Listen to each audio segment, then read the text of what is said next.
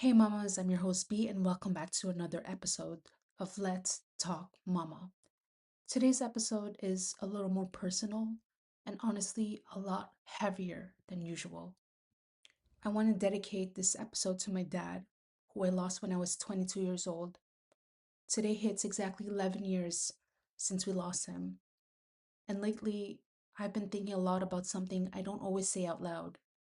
The people who were supposed to be here when we became mothers, but aren't. My dad missed a lot of my life. He didn't get to see me graduate university. He didn't see me get my first home. He didn't see me step into my first job in my field.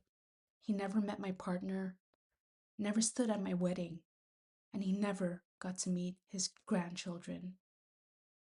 And I don't say that to stay in sadness.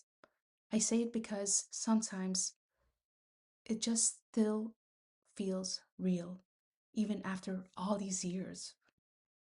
There are moments where I think I've moved forward, and then something small happens, like my child laughing, or a quiet moment in the car, or something good happening that I wish I could share. And my mind still does this thing.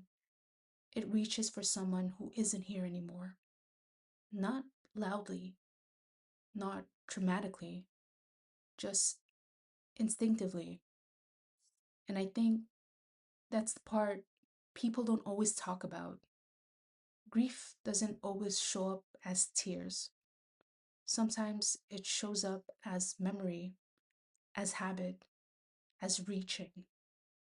But this episode isn't only about my dad, it's about something I think a lot of moms feel, even if they don't say it out loud. The people we wish were here when we became mothers.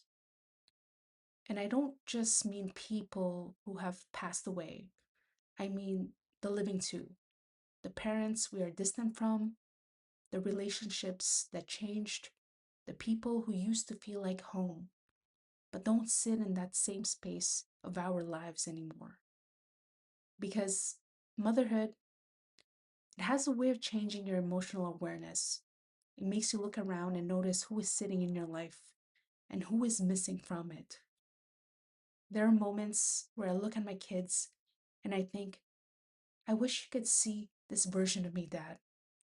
Not the 22-year-old me, not the version still figuring life out, but this me, the mother me, the one who knows how to soothe a crying child, who stays up even when she's exhausted, who loves in a way she didn't even know she was capable of before.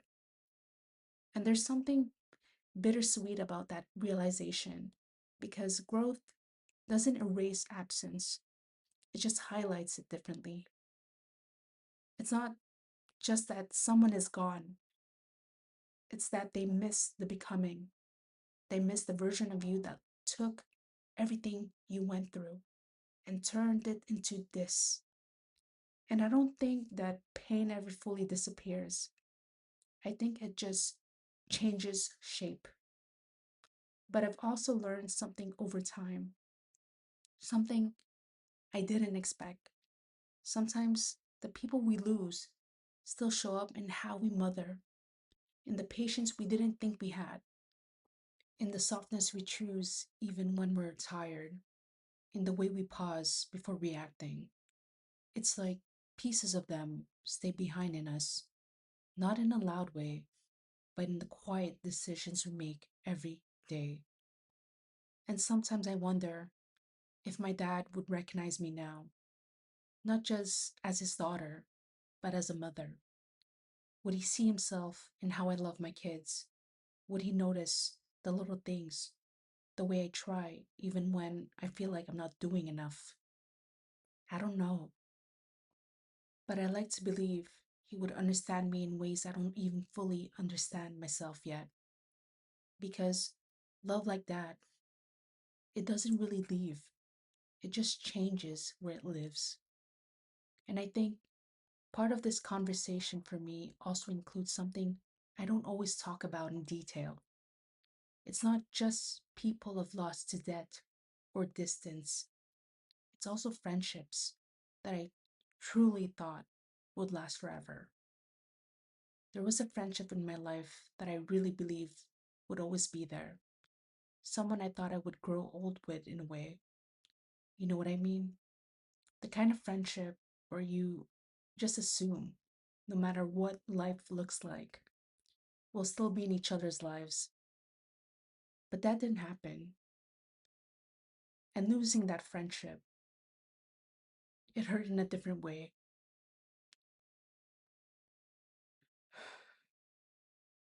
because it wasn't sudden, it was slow and confusing and emotional in a way I didn't fully have words for at the time.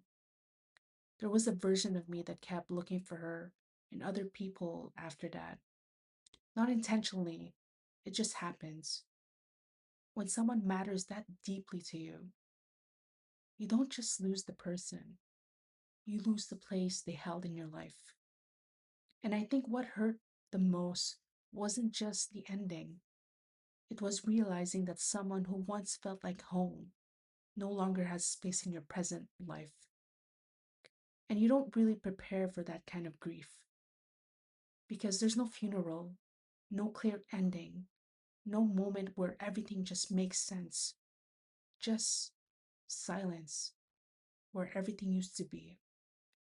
And I've had to learn how to sit with that, how to accept that some people are only meant to be part of certain chapters, even if you thought they were going to be part of the whole book. And when I became a mother, that absence showed up differently too, because milestones have a way of making you look around. And sometimes you still instinctively think, I wish you could see this, or I wish I could tell you this. And then you remember the space has changed. But I don't say this from a place of bitterness. I say it from a place of truth because I also think loving someone deeply, even if they're not in your life anymore, still say something about your capacity to love. And maybe that's part of growing up too, learning that not all love stories are meant to continue, but they still mattered. They still shaped you. They still left something in you that you carry forward.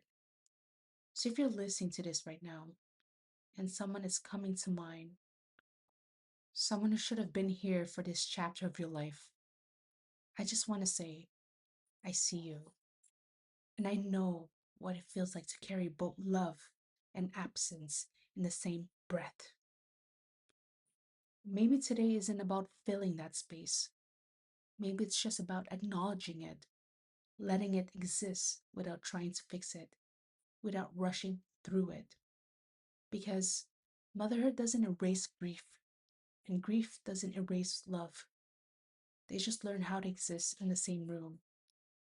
And maybe that's what makes us softer, more aware, more intentional, more present.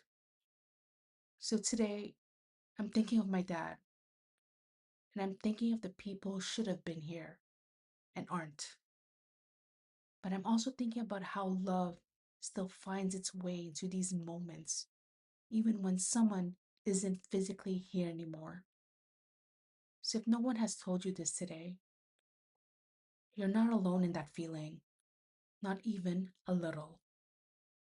Thank you for listening, mamas. Please follow me on Spotify, YouTube, and Instagram, and I'll see you on the next episode.